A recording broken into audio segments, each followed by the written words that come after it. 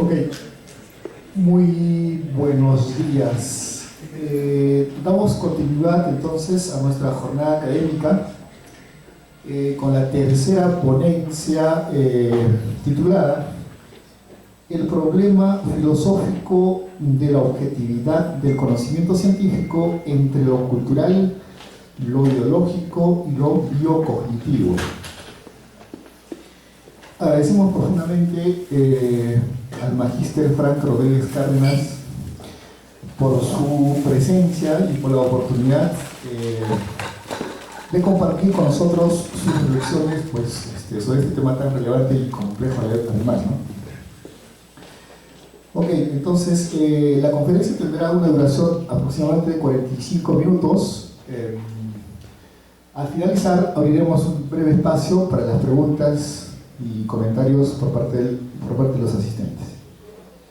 Ok, entonces, sin más preámbulo, le damos la bienvenida al magíster Frank Rodríguez Cárdenas.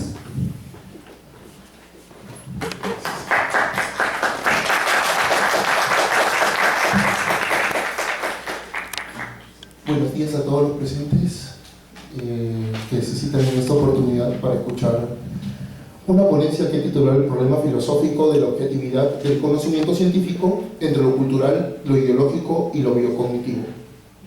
¿Sí? El problema filosófico que estoy entablando aquí es cómo es posible mantener la objetividad del conocimiento científico si está inevitablemente condicionado por marcos culturales, ideológicos y biocognitivos. Recuerden que, como siempre, y ustedes ya reconocerán esto, ¿no? Nosotros, como individuos, somos un sistema de creencias. Y al ser sistema de creencias, estas son aprendidas a partir de lo cultural, no de lo natural. Entonces, la ciencia, como es producto de la subcultura, ¿no? O de una parte de la cultura de la sociedad, nosotros lo que tenemos que entender es que la ciencia que se practica en una comunidad o dentro de una subcultura, como lo estoy mencionando, no es en sí misma una cuestión que sale innata o de la nada o espontáneamente, sino que responde a proyectos culturales, ideológicos y doctrinarios. Y después vamos a ver por qué dentro del análisis de la filosofía social el conocimiento científico también es doctrinal, ¿sí? Mi tesis es que la realidad existe independientemente del sujeto, pero solo es accesible a través de los marcos biocognitivos, culturales e ideológicos que configuran el conocimiento y la experiencia.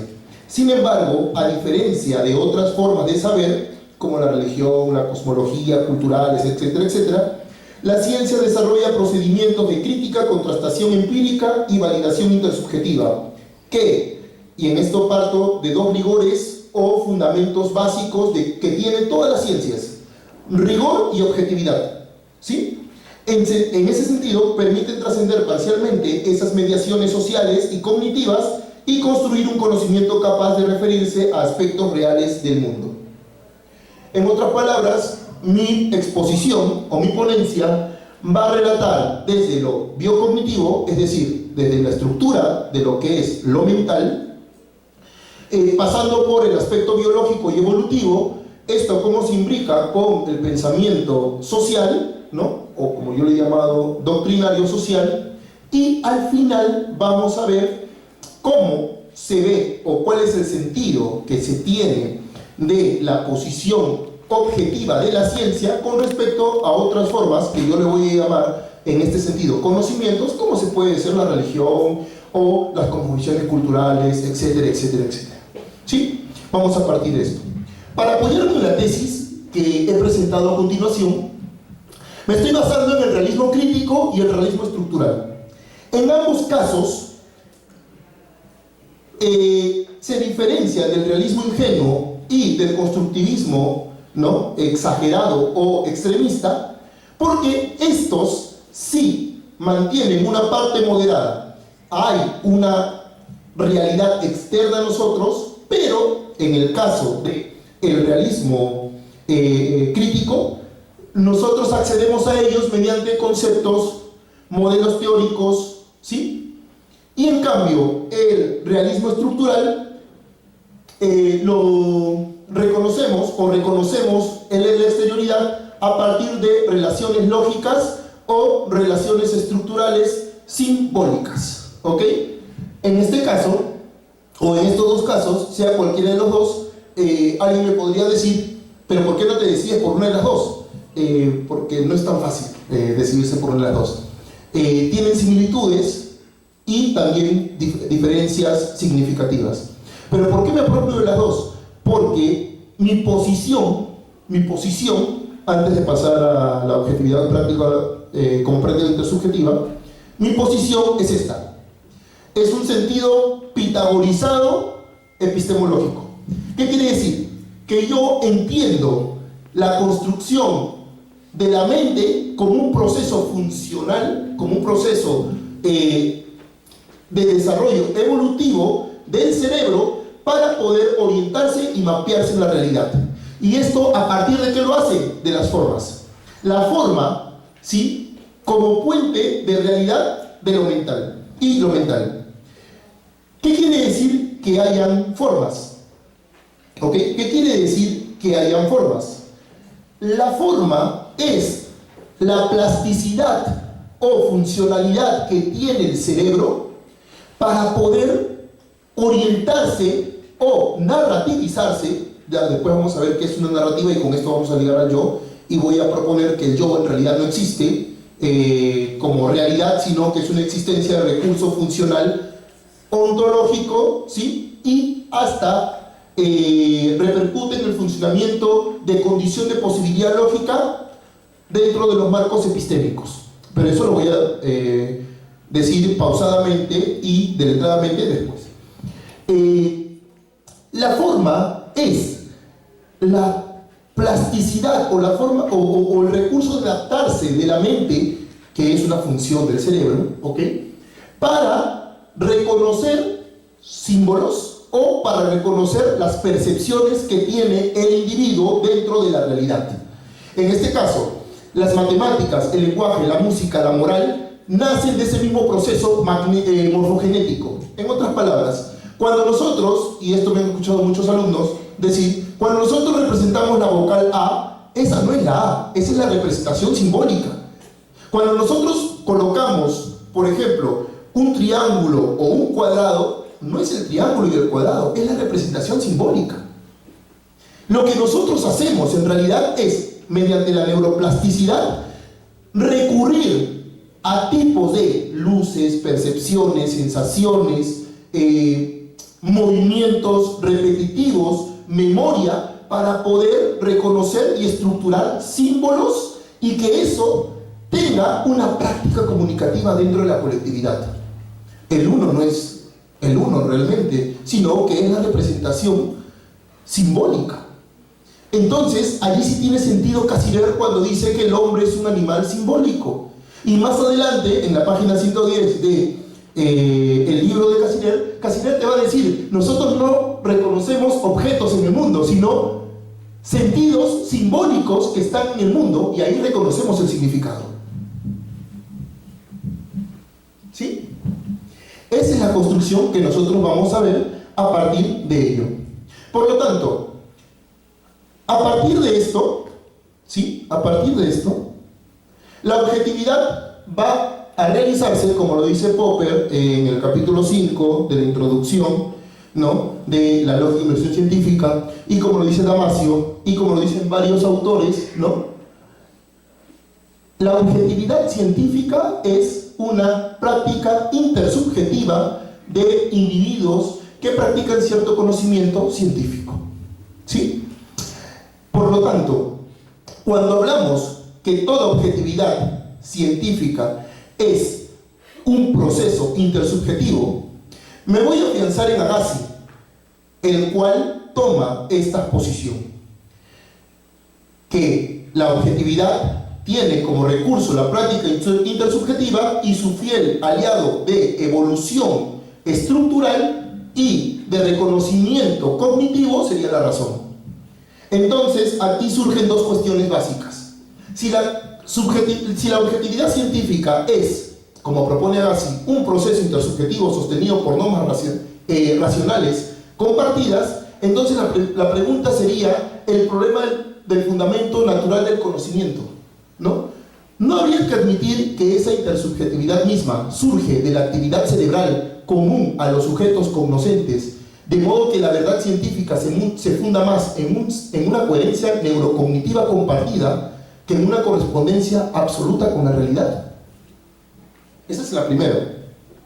Y la segunda, a partir de esta visión de la objetividad como práctica intersubjetiva, sería: si toda objetividad científica se apoya en una intersubjetividad metodológica, ¿cómo entender la verdad científica sobre el cerebro cuando el propio sujeto que conoce y valida dicha verdad lo hace desde la actividad cerebral que pretende describir? Este es el problema que hemos llamado el cerebro intentando conocer su propio funcionamiento.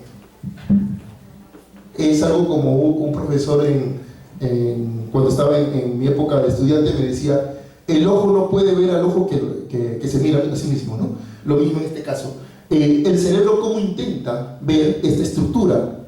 Y aquí colocamos el aspecto de la autoconciencia. Entonces, quiero que quede bien en claro esta situación. La objetividad de la ciencia es una práctica intersubjetiva metodológicamente, ¿sí? O dentro del concepto de metodología, y estas se reúnen a partir del funcionamiento biológico de estructuras de formas. ¿Qué quiere decir esto? Que en términos neurocognitivos, una forma es una unidad organizada de percepción, una relación entre diferencia de luz, sombra, sonido, silencio, movimiento, quietud, semejanza y contraste. Todo lo que el cerebro reconoce, una figura, un número, una palabra, un gesto, un rostro, es procesado como una forma. Y las áreas cerebrales que intervienen en ese proceso son múltiples y cooperan jerárquicamente. Por ejemplo, el B1, que es la visual primaria, que ve líneas, contornos, orientaciones básicas. Las áreas B2 y B4, que integran color, profundidad y proporción. El lóbulo parietal, ¿no? Que calcula relaciones espaciales y simétricas. El hipocampo, que asocia las formas con experiencias previas, almacenándolas como recuerdos. Y la corteza prefrontal, que abstrae y compara, transformando lo percibido en idea o concepto. ¿Ok? Entonces, a partir de eso, las formas, ¿no? Y tomándome a Damasio, ¿no? En el error de Descartes, las formas hacen que el cerebro convierta patrones sensoriales en mapas conceptuales de la experiencia. Por eso, cuando hablamos de forma, hablamos de mapas neuronales que permiten pensar en el mundo como estructura. ¿A partir de qué? De la neuroplasticidad. ¿Y qué sería una neuroplasticidad? Esto. La neuroplasticidad cerebral sería la capacidad del cerebro para modificar su estructura y funcionamiento en respuesta a la experiencia, aprendizaje, la estimulación ambiental o las lesiones. ¿Ok? Por lo tanto, el alma no existe. O podríamos reemplazar, no que no exista, ¿no? Porque hay una diferencia entre existencia y realidad. Podríamos reemplazar el concepto de alma por la plasticidad cerebral. En otras palabras, el ser humano no tiene un alma que piensa, sino un cerebro que se hace consciente de su pensar. ¿Ok? Entonces, la conciencia es un mapeo a sí mismo, ¿sí? Es un mapeo a sí mismo, y el yo, como ya he explicado, es una narratividad histórica para centrarnos y ubicarnos espacio-temporalmente dentro de nuestro conocimiento o quehacer situacional. Eso es el yo. ¿Sí? El yo, como hemos dicho, no existe como una entidad separada, sino como una narración neurobiológica que mantiene la continuidad del sujeto en el tiempo. Así, la conciencia no es una chispa misteriosa, sino una función evolutiva. Permite al individuo predecir y autorregular sus acciones, garantizando la supervivencia social y emocional. ¿Sí? Entonces, a partir de esto, nosotros estamos viendo que neurobiológicamente, ¿sí?, el funcionamiento de nuestro conocimiento es evolutivo-adaptativo. La evolución tiene que ver mucho con las formas en las cuales nosotros empezamos a pensar, a tener conciencia de nuestro entorno, de lo que no somos nosotros, y con esa narratividad de lo que no somos nosotros, comenzar a diferenciarnos con los objetos externos. Esa es la función que se cumple dentro de lo neurobiológico y lo neuroevolutivo. Ahora, esas adaptaciones permiten ciertas características. La primera, y muy fundamental, esta forma evolutiva de adaptarse al medio a través de la función neuroevolutiva ha permitido que, por ejemplo, primitivos reconozcan rastros, reconozcan frutos, reconozcan el peligro, reconozcan a través de lo que cientos de años hemos tenido y nosotros aún creemos que no es así y creemos que hay muchas cosas que son verdaderas. Lo que es la perspectiva. La perspectiva es, y ha sido muy utilizada, y es más, Steven Pinker habla en el tema de la racionalidad, que hay tribus que no han tenido contacto necesario con, o frecuente con pobladores modernos como nosotros o civilizados, pero ellos saben sacar probabilidades, ¿sí? Y hasta se ha calculado a partir de nuestro conocimiento que pueden ellos tener gestos y gesticulaciones sin tener un lenguaje definido. Es decir, en este caso, el problema que se da entre lenguaje y pensamiento, ¿quién fue primero?, se soluciona en Damasio, Patricia Churland, ¿no?, y Tomasello. ¿Qué quiere decir esto? Que el lenguaje es posterior y el pensamiento es primero. Porque no necesitas tener el lenguaje como jerarquía principal para hablar sobre el pensamiento.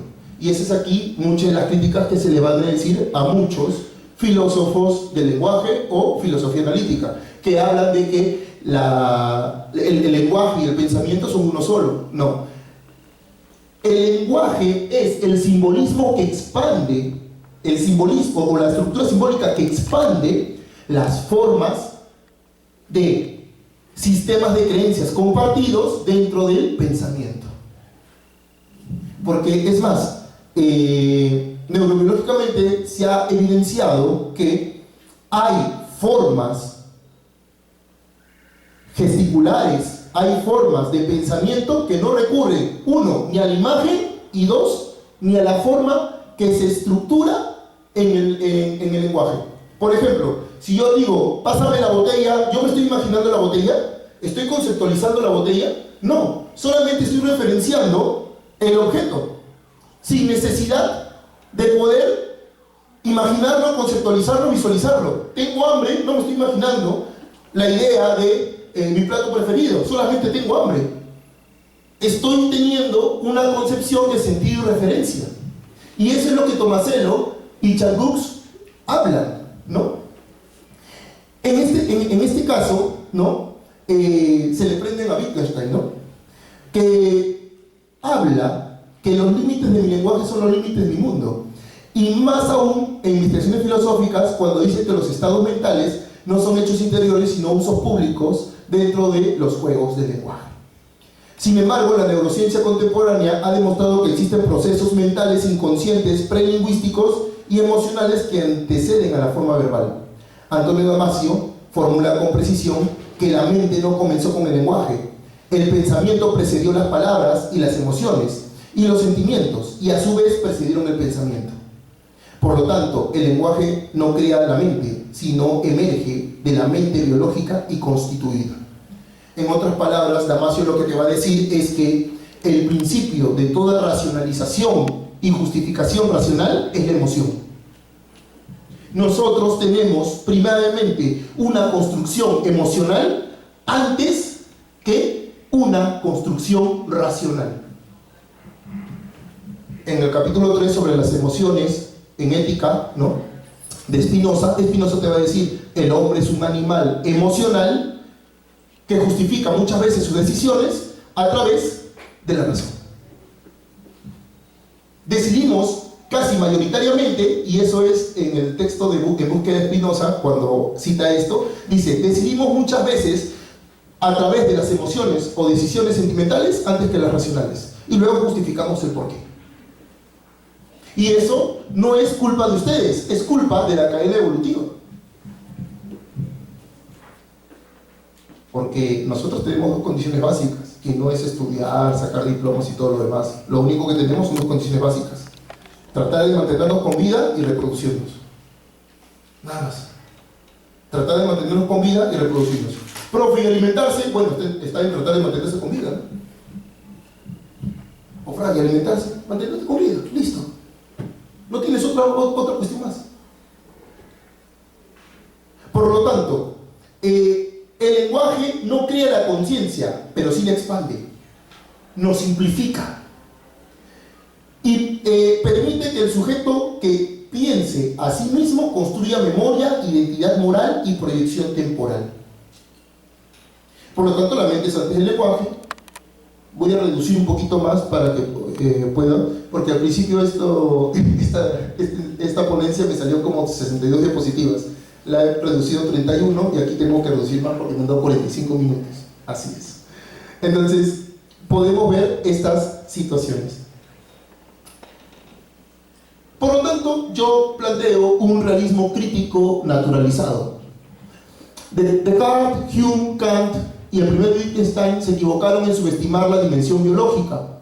Es decir, los únicos que hablan de los estados emocionales, el único que habla de los estados emocionales como precedente a la neurociencia y como precedente a la neurofilosofía, el cual estamos abordando en este primer tomo de mi ponencia, es Baruch Spinoza. Después los otros, bien, gracias, ¿no? Hablaban de dualismos, hablaban de solamente experiencia psicológica, en el caso de Hume, ¿no? O experiencia lógica, ¿no? En el caso de Russell, ¿no? De Whitehead, entre otros. Pero estos se equivocaron al subestimar la dimensión biológica. Descartes, al separar la mente y el cuerpo, rompió la unidad psicofísica que la neurociencia hoy confirma. Hume redujo la mente a un flujo de impresiones sin reconocer la continuidad neuronal que los integra. Y Kant limitó el conocimiento a las condiciones formales del sujeto trascendental, ignorando las condiciones biológicas del conocer. Y Wittgenstein, al reducir el pensamiento al lenguaje, omitió la raíz prelingüística de la mente. Frente a ellos, Spinoza se adelantó 2 siglos a la neurofilosofía al afirmar que el alma y el cuerpo son una y la misma cosa concebida bajo un atributo del pensamiento. Esto hace posible que el sentido de la neurofilosofía no destruya la tradición fenomenológica ni la filosofía del lenguaje, sino que la reinscribe en un marco naturalista. La objetividad de la realidad ya no depende del sujeto trascendental ni de una red de significados ontológicos, sino de la capacidad del cerebro biológico para construir modelos del mundo que puedan ser compartidos, contrastados y corregidos colectivamente. En este caso, la objetividad entonces se convierte en un resultado de una intersubjetividad biológicamente posible, una forma de realismo crítico naturalizado. Es a partir de la construcción o de la evolución histórica del cerebro y biológica del cerebro que nosotros podemos ver que reconozcamos la constitución social que nosotros tenemos. Porque ante ello yo me diría, ya, si el individuo es un sistema de creencias, ¿qué hace que estas creencias sean analizadas, adoctrinadas o ideologizadas por el individuo? El cerebro. No podemos escapar del cerebro.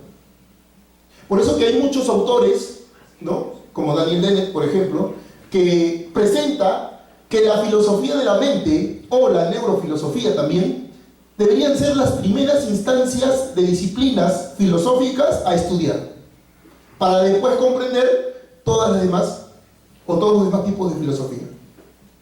Polémico o no, eso ya depende de cada uno de ustedes. Entonces, por tanto, si hay algún hegeliano que afirme que todo lo real es racional, la neurociencia y la neurofilosofía contemporánea podría corregirlo diciendo que todo lo racional es biológico. No podemos escapar de lo biológico.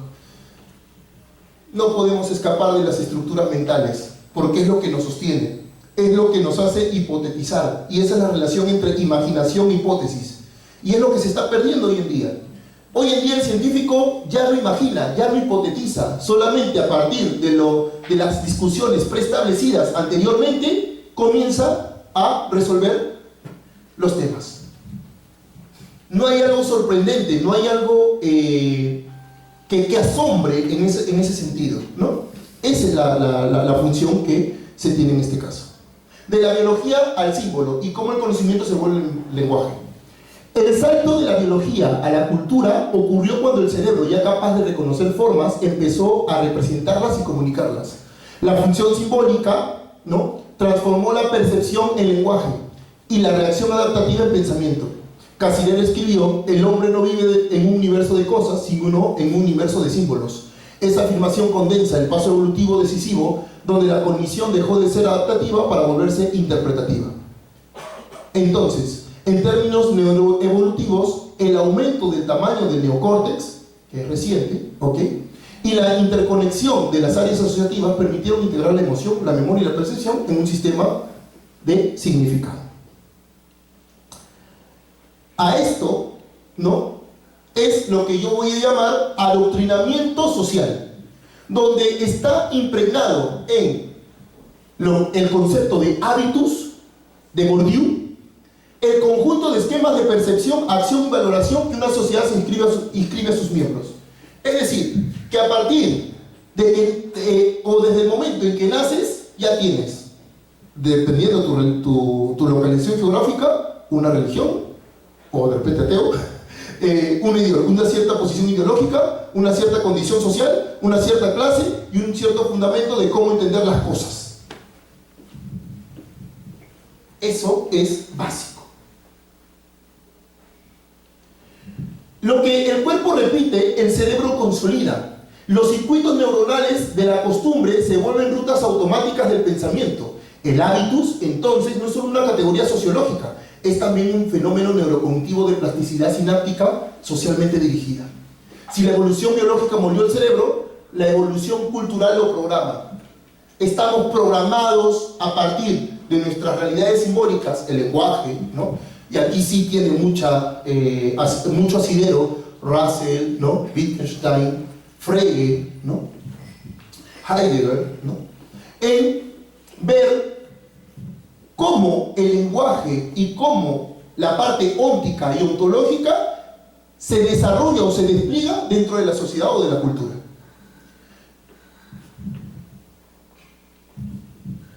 Entonces, si la cultura programa al individuo, es un tipo de adoctrinamiento. Ahora, alguien me puede decir: profesor, no, pero el adoctrinamiento, o Frank, el adoctrinamiento es netamente dogmático. No, el adoctrinamiento son los pasos instructivos que te enseñan para orientar una construcción metodológica o un conocimiento acerca del mundo exterior o la realidad exterior. ¿Sí? Y hay adoctrinamientos dogmáticos, donde no interesa la crítica, interesa que tú creas. Es por eso que yo siempre a veces digo, cuando la gente te dice: en el principio todo Dios los cielos y la tierra, tú no le puedes decir: ¿y por qué? Y evidénciame, porque no se puede demostrar la existencia de Dios, ¿no? Evidénciame que Dios existe. No puedes decir eso, porque Dios es un concepto metafísico. Y el concepto metafísico es una condición de posibilidad lógica. Es lo mismo que me digas que hubo más allá del Big Bang. Es absurdo. Porque el Big Bang es una teoría donde el concepto de las 4 superfuerzas que estuvieron contenidas es una condición de posibilidad lógica. Toda metafísica es una condición de posibilidad lógica. Entonces, cuando el hábito se vuelve rígido y aparece el adoctrinamiento, que tú crees las cosas como las crees, y una muchacha islam se pone... ¿Cómo se llama esta cosa que se pone? ¿Cómo se llama la cosa que se pone? El hijab, ¿no? Ella ya está teniendo una visión programática a través de los símbolos y las costumbres culturales que mantiene. Entonces, Adorno y Horniter hablan del adoctrinamiento como una visión de aprisionamiento de industria cultural. Lo que hoy en día ustedes están viviendo dentro de su contexto, porque yo ya no estoy en su contexto, es una programación cultural que tienen a partir de la construcción de cambios simbólicos y de prácticas comunicativas que les ha dado la cultura en ese contexto. Es más, los contextos que tengo yo, que han tenido sus profesores, ¿no?, que me anteceden o que me preceden, somos de contextos distintos. Por eso que Freud dice en el malestar de la cultura, ¿no? Que la civilización reprime impulsos para mantener el orden, pero esa represión genera malestar y la sociedad controla la mente en el nombre de la seguridad, y la mente se acostumbra al control. Por eso que Ortega y Gasset en La rebelión de las masas, ¿no? Dice lo dice con crudeza: la masa no quiere libertad, lo único que quiere es seguridad. Por lo tanto, el atunamiento dogmático a la moral es el valor de génesis social de sentido de criterios de preferencia. ¿Y qué es un criterio de preferencia? Las formas en las cuales la sociedad asume cómo deben de comportarse o cómo deben de construirse. La moral no es entonces un invento cultural arbitrario, sino una extensión emocionalmente regulada del instinto de la cooperación. Pero cuando las sociedades codifican estas emociones en normas absolutas, como religiosas, ideológicas o políticas, transforman la moral en moralismo, que es una forma de control del comportamiento mediante la culpa o la recompensa simbólica. Así como el adoctrinamiento dogmático condiciona el pensamiento moral, condiciona la emoción. Por lo tanto, la evolución del conocimiento científico no elimina la moral, sino que la somete a crítica racional. Pregunta por qué algo considera bueno o verdadero, si esa creencia puede sostenerse con evidencia o solo con fe. En otras palabras, cada cultura genera un universo simbólico propio. Los mitos, las cosmovisiones, las religiones y así, las ideologías son sistemas de sentido que organizan la experiencia colectiva, pero no con el fin de conocer objetivamente, sino garantizar cohesión emocional o estabilidad social. Para eso servían los mitos, para eso servían las alegorías, no para reconocer realmente que así sea la realidad, sino solamente para decir: quiero sentirme bien y no desesperado, quiero sentir una guía práctica de vida y listo.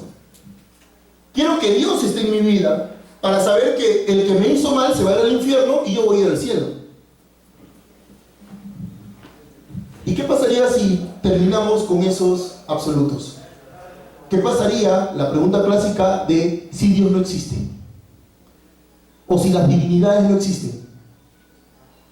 ¿Qué pasaría con esa explicación social? ¿Todo está permitido? ¿Habría un desenfreno? ¿Cómo haríamos? Esa es la posición que nosotros tenemos. La cosmovisión, la religión y otras formas ideológicas no buscan un fin objetivo, buscan una solución práctica. La ciencia y la filosofía no son soluciones o pastillitas para levantar la moral. Es más, una vez que leía Cioran, leía Schopenhauer y leía a otros filósofos, Russell entre otros, la ciencia no es igual que la psicología. La psicología te puede ayudar a la conducta, moderar el comportamiento, orientarte, qué sé yo. Pero si queremos ver qué es realmente la filosofía es destrucción, es destructiva. Y ahí me asumo la frase parafraseando a Nietzsche, ¿no? Yo soy filosofía porque soy dinamita. Soy explosión en carne viva o encarnada. La filosofía, como siempre lo he dicho, podemos definirla como el cuestionamiento o clarificación de conceptos y creencias. Eso es la filosofía en ese sentido. ¿Y cómo entra la imaginación como construcción simbólica de la realidad? Entra en el proceso de conciencia y autoconciencia del mismo cerebro que tiene, mediante la proyección de la mente, una visión o una posición de mapearse a sí mismo dentro de la realidad para que pueda comprender o entenderse o entenderse a sí mismo qué es lo que hace él y cómo se sitúa él dentro de algo que no es él, la realidad o lo exterior.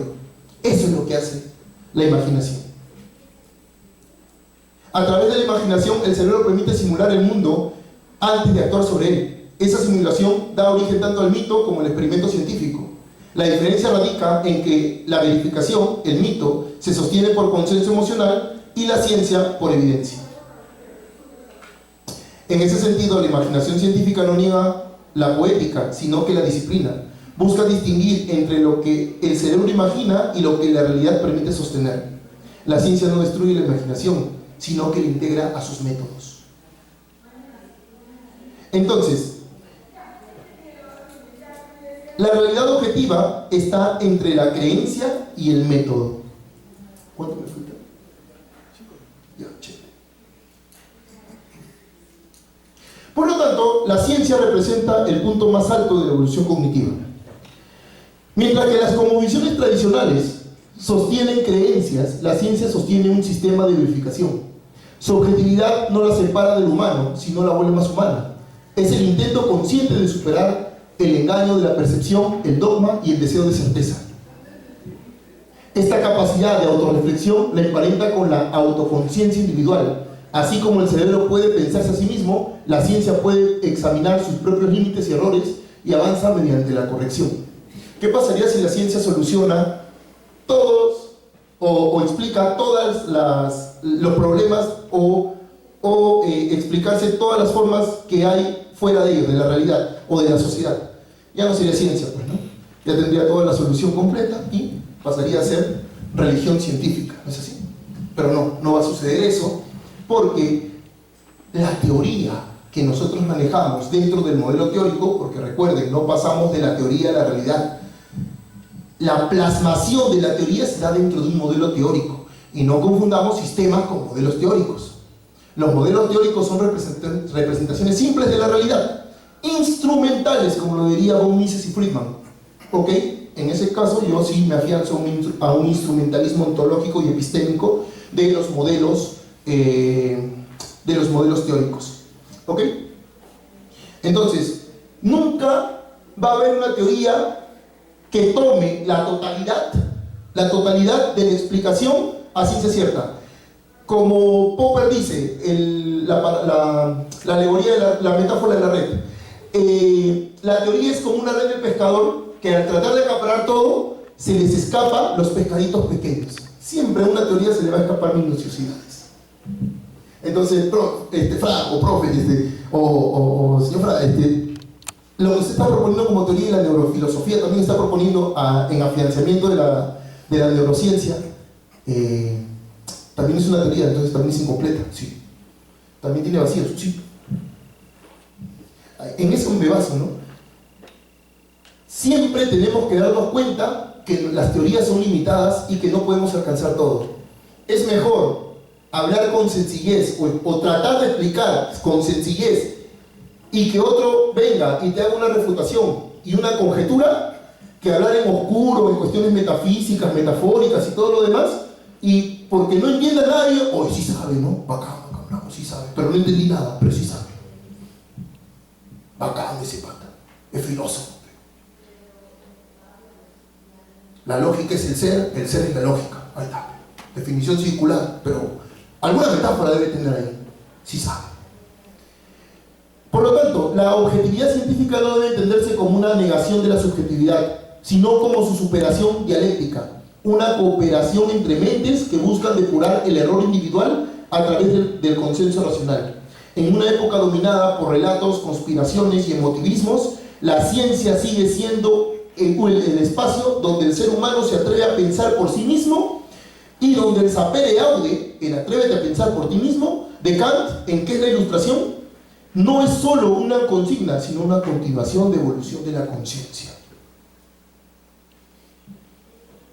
Aunque nosotros como peruanos no tuvimos una época de ilustración, y creo que no la tendremos. Si la ciencia busca objetividad, la moral busca sentido. Ambas nacen del mismo mecanismo biocognitivo, que es la capacidad de otorgar valor. El valor es en su origen una reacción biológica. El cerebro recompensa con placer lo que favorece la supervivencia y castiga con dolor lo que la amenaza.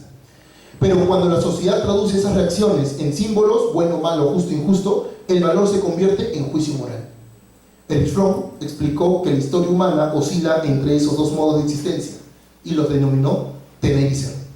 Tener consiste en poseer objetos verdaderos o personas. Ser en realizar mediante la conciencia y la relación la moral moderna, que se ha desplazado hacia tener y que se mide el valor del individuo por lo que acumula, no por lo que es. Como yo siempre digo, ¿no? Estamos obviando que la táctica es el tener y la estrategia es el ser. El ser implica tu sentido de vida. Y hoy en día estamos reemplazando la táctica por la estrategia. Es decir, estamos pensando en acumular socialmente porque el contexto social nos demanda, y pueden aparecer personas que digan: ¿y qué me interesa el profesor si el profesor es, o el otro señor si es un pobretón, y yo, sin saber leer y escribir, ya estoy acumulando dinero, ya estoy acumulando cosas? Eso es lo que sucede. ¿Qué me interesa pensar las fórmulas? Como Gauss decía, ¿no? Las matemáticas no se calculan, las matemáticas se piensan. ¿Qué me interesa eso si yo ya tengo las fórmulas? Puedo resolverlas así nada más. Eso es lo que estamos teniendo. Hay una muerte del pensamiento, como lo diría Finkelkraut. Hay una muerte de la reflexión. Todo ya nos viene armado. Y en eso es la pos y la fundamentación de la objetividad científica. Cómo tratamos de que cada día o en cada momento nos podamos penetrar un poco más de lo que podamos conocer de la realidad a partir de nuestras limitaciones cerebrales y de nuestras percepciones. ¿Cómo podemos comprender la realidad en ese sentido? Bueno, el ser humano en la necesidad de consuelo, ya lo hemos visto, ¿no? En este caso, John Steiner, ¿no?, habla de la nostalgia del absoluto, la imposibilidad de los humanos de vivir sin grandes relatos que ofrezcan consuelo, pertenencia y propósito. Y eso es lo que busca siempre cada cultura. No busca la objetividad, busca consuelo, sentido y no desesperación. Es por eso que muchas veces se entiende cuando algunos pensadores o algunos filósofos dicen la única filosofía que se originó fue en Europa, en otros lados no, porque en otros lados buscaban solamente cómo acomodarse en el mundo. La filosofía no es un acomodo en el mundo, la ciencia tampoco es un acomodo netamente en el mundo, es una crítica constante, o como lo diría Popper, son conjeturas y refutaciones.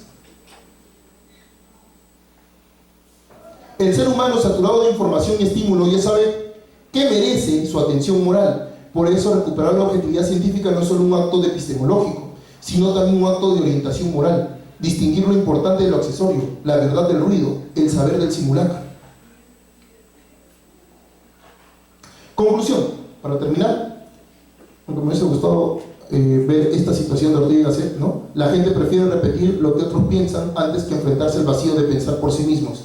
Y esto ya lo dijo Ortega y Gasset hace 100 años, o casi 100 años. Y no es un chamán, no es un vaticinador, sino que a partir de lo que veía dentro de la filosofía social y la filosofía cultural, ya comenzaba a programar esto. O sea, si revivimos Ortega y Gasset diría: se los dije, miren lo que está pasando. Estamos teniendo la objetivización y la mercantilización, sin evitar el concepto de capitalismo y todo lo más, sino la objetivización y mercantilización de los cuerpos. Estamos teniendo la objetivización y mercantilización del pensamiento cliché venido en frasco. Hoy en día, discúlpenme, de repente me van a abuchar, pero los chicos no leen. Hoy en día solamente repiten lo que dicen los influencers.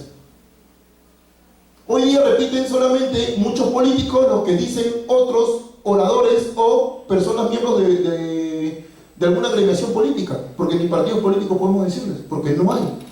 Ya lo hemos visto en Sartori, ¿no? Para hacer un partido político tiene que tener 4 fundamentos básicos: fundamento ideológico, doctrinal, plan de gobierno y programa de proyecto para el país.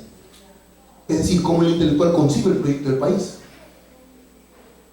Pero eso lo entendemos a partir de, o mejor dicho, nos permite entenderlo a partir de la neurofilosofía, que es una clarificación o fundamentación o soporte, ¿no?, de las neurociencias actuales. En este contexto, ¿no?, la realidad existe, por lo tanto, la conclusión, independientemente del sujeto, pero solo puede ser conocida a través de mediaciones biocognitivas, culturales e ideológicas, que estructuran la percepción, el pensamiento y el lenguaje. El conocimiento no refleja el mundo, lo configura. ¿Sí? Desde la biología hasta la razón, el ser humano transforma la experiencia en significado y el significado en verdad compartida. Ahora alguien me puede decir qué es la verdad. Yo les diría, la verdad es un atributo o es una propiedad de las proposiciones que portan significado y que éstas están dentro de un sistema teórico. La verdad depende del sistema teórico en el cual te ubicas. Eso es la verdad. No es que esto sea verdad, no es que la realidad sea verdad. Es la construcción simbólica a través de la neuroplasticidad de formas que tiene el cerebro en su proyección, que es la mente, ¿no?, que trabaja con estas construcciones. La ciencia, a diferencia del mito o la ideología, reconoce esas mediaciones y las somete a crítica. Su objetividad no consiste en negar al sujeto, sino en hacerlo consciente de sus límites. La verdad científica es asintótica, es decir, se aproxima al mundo mediante una corrección del error y el diálogo intersubjetivo, pero nunca alcanza.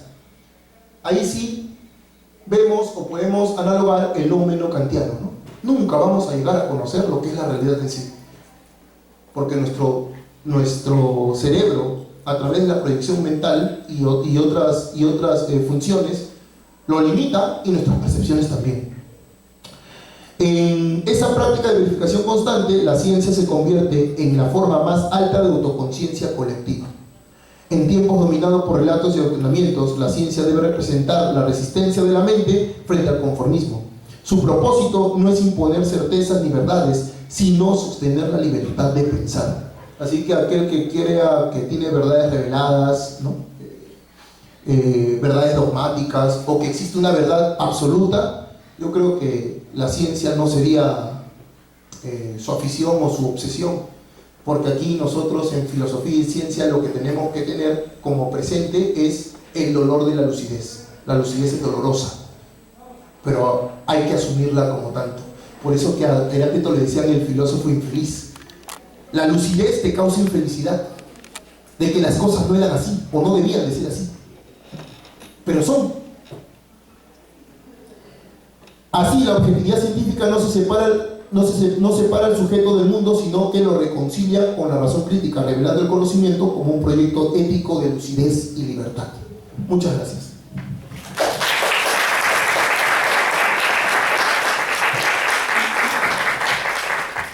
Bien, agradecemos al magíster Frank Rodríguez por invitarnos a reflexionar con mayor profundidad, ¿no?, sobre estas relaciones tan complejas, ¿no?, entre la objetividad científica y, ¿no?, estos aspectos ideológicos, culturales, ¿no?, biocognitivos que la atraviesan. Entonces abrimos un espacio para las preguntas y comentarios por parte del público. ¿De acuerdo?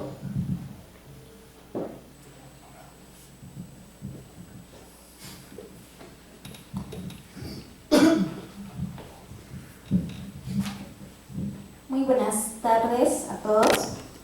Bueno, primero que nada, felicitar al docente Frank Rodríguez. Me pareció súper interesante el tema que abordó sobre esta cuestión de la objetividad, también el aspecto del conocimiento científico y lo biocognitivo. Bueno, la parte que más me llamó la atención, se podría decir, cuando abordó la cuestión de justamente de Antonio Damasio, cuando aborda la cuestión de muchas veces decidimos por la emoción antes que la racionalidad.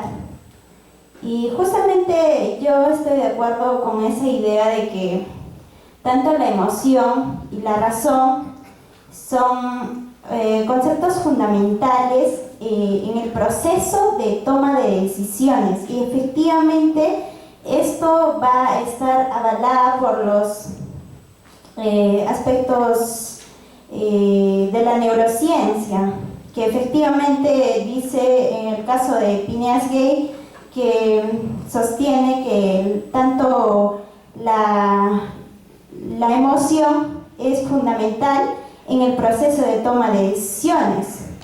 Y justamente también esto puede estar con el cerebro triuno que mencionó también, la razón que está específicamente en la neocortés, y la emoción en el sistema límbico, ¿no? Entonces, bajo esta concepción quería preguntar, ¿qué papel juegan las emociones en la constitución del yo según Antonio Damasio? Esa es la pregunta que le hago al docente. Muchas gracias. Muy bien, ¿puedo responder? Ok. Estás mencionando bien dos puntos importantes. El primero es que toda construcción de toma de decisiones, que pueden ser mediante sesgos cognitivos o pueden ser mediante las motivaciones o intereses, parten de la emoción. Somos animales emocionales en ese sentido, ¿no? Como lo recoge Damasio de Baruch Spinoza, pero la función de toma de decisiones en la construcción del posicionamiento que se tiene a través de la racionalización es que la función vital que nos mueve a nosotros es la reacción del sistema neuronal de las emociones, que se da a partir del sistema límbico. En ese caso, nosotros ponemos como punto de partida que todo inicia por la emoción, pero algunos deciden solamente a partir de la emoción, otros comienzan a tener esa influencia del sistema límbico, de las reacciones de emociones, al paso del neocórtex o la parte prefrontal, y comienzan a tomar decisiones. Y hay otros que no. Eso depende de la posición social. Por eso que no me quedo solamente con Damasio, me quedo con las visiones de cultura programática que tiene Horniker, que tiene Benjamin, que tiene Bourdieu y que tienen otras personas, porque dependiendo nuestro sistema de aprendizaje, de conjunto de creencias que nos han dado la sociedad, solamente o bien quedamos y con los sesgos cognitivos de análisis de información en el sistema emocional y decidimos por las emociones, o decidimos a partir de la construcción racional, poniendo como punto de partida las informaciones emocionales que nos manda el sistema límbico. Por eso que digo que y mi teoría de las formas es que la plasticidad neuronal, ¿no? O la plasticidad también cerebral que se construye en eso, depende del adoctrinamiento que has tenido en la sociedad. Por ejemplo, es diferente que cuando tú mires a un pandillero, el pandillero te diga, ok, mira, causa, y te va a agredir, y otra cosa es que otra persona venga y te diga, ¿no? ¿Por qué me estás mirando tanto, no? Las emociones son formas de reconocimiento social. Por ejemplo, he estado viendo en algunos documentales que en Alemania, por ejemplo, si te quedan mirando fijamente, y para nosotros nos parece intimidante que nos miren fijamente, no es una cuestión para ellos anormal, es una cuestión natural. En cambio, para nosotros mirar fijamente es porque le debes a algo o tienes algo que preocupa a la otra persona, ¿no? Y son cosas distintas. Depende de eso. Por eso que yo en el texto no me quedé en la neurofilosofía, sino me quedé en la posición de filosofía social y sociología, ¿no? En este caso. No solamente, y creo que aquí debe de ser transversal, un aspecto transdisciplinario del conocimiento. Integrar biología, ¿no? Genética, neurociencias y filosofía social, ¿no? O lo que es ciencias sociales. Sí. Buenas tardes.